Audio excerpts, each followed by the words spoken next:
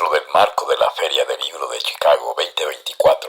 Conversamos con el escritor puertorriqueño Carlos Vázquez Cruz.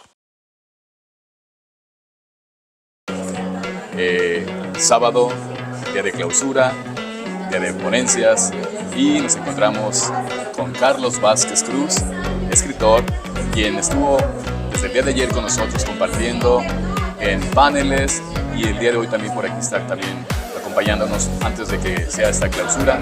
Bienvenido antes que nada a la 6ª edición de la Feria del Libro en Chicago.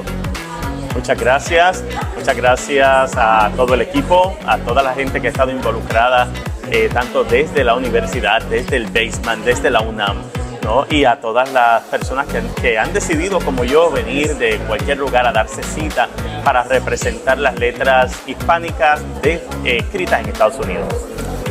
Carlos, desde Puerto Rico a Chicago, que literalmente es como seguir estando en casa, porque hay una comunidad muy densa de puertorriqueños aquí en Chicago.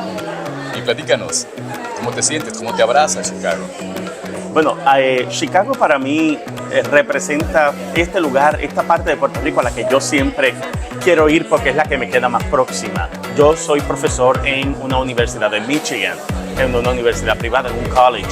Y para mí es muy difícil encontrar productos hispanos y mucho más de Puerto Rico. Así que cada vez que digo, hay algo en Chicago, pues trato de encontrar la manera de darme cita, no solo para representar ese trabajo que uno hace con la literatura y el trabajo de la comunidad, pertenecer a una comunidad de escritores, sino saber que voy a encontrar ese pedazo de Puerto Rico, porque lo primero que hice fue ordenar comida puertorriqueña para comer ese día. Hablando de involucrar e involucrarse, ¿de qué manera crees tú que la lengua español puede involucrar a tu estudiantado, que obviamente hablan inglés?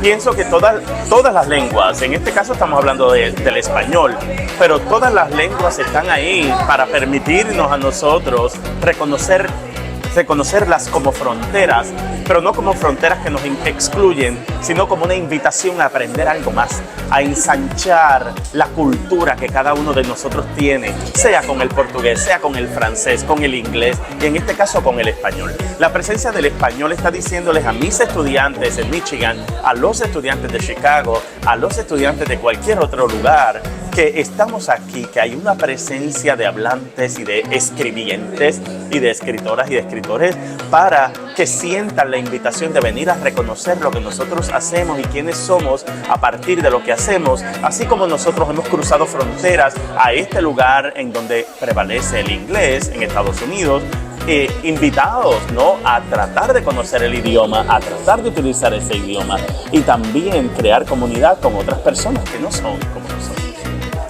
Hablando de fronteras, entonces el lenguaje español puede borrar esa frontera entre los idiomas que convergen entre él.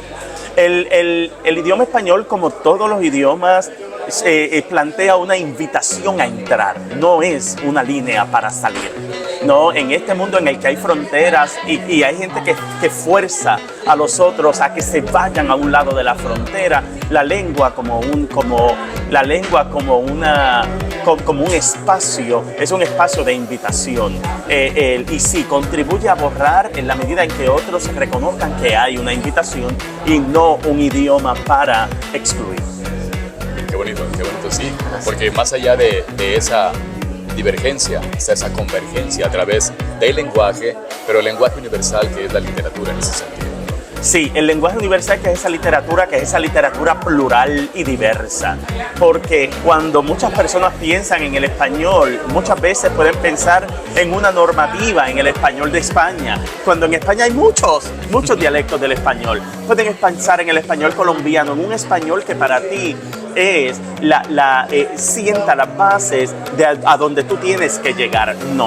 Aquí hay muchos españoles en el sentido de la diversidad lingüística. Hay español mexicano, hay español puertorriqueño, hay español venezolano, hay español de Madrid, madrileño. Y todo eso es lo que nos permite reconocer, un espacio como este nos permite reconocer que el español es riquísimo y que no está planteando algo más correcto que otro. Está planteando precisamente la vitalidad el hecho de que existe como un organismo que muta, que se transforma y que adquiere las formas de sus hablantes.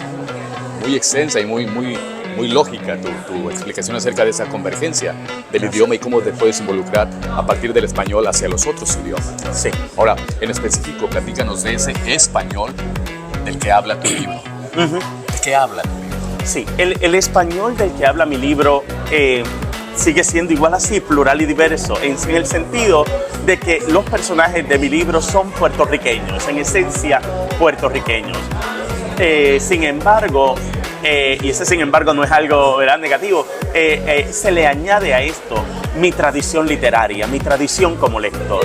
Así que están estos personajes que tienen voces puertorriqueñas, que están canalizados por mí como puertorriqueño, pero también están estos contactos con las literaturas españolas y latinoamericanas que forman parte de mi formación, valga la redundancia, como intelectual, y a través de los cuales mi novela como un instrumento, como un artefacto intelectual y un artefacto de escritura. Mi novela está tratando de comunicarse con ellos y de establecer esa, ¿cómo diría yo?, esa genealogía.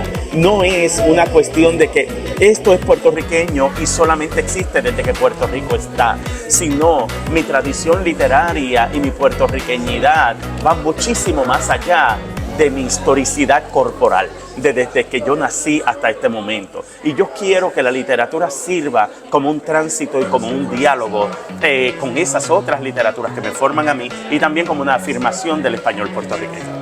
Es evidente que todos como seres humanos tenemos influencias.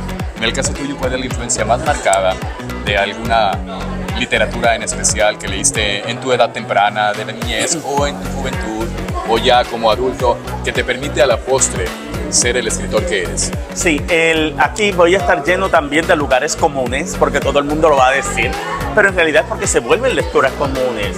Ahora, tengo que marcar mi influencia por la música. Así que yo me crié como músico y por lo tanto una música medieval, unas literaturas, unos poemas que llegaban y que se musicalizaban y después en el Renacimiento español hubo unos poemas, pero los textos como Las Siete Partidas, que es el título de mi novela, retomando ese código civil de Alfonso X el Sabio, los textos del misticismo español, el barroco, el siglo de oro, me llena mucho. Sor Juana Inés de la Cruz.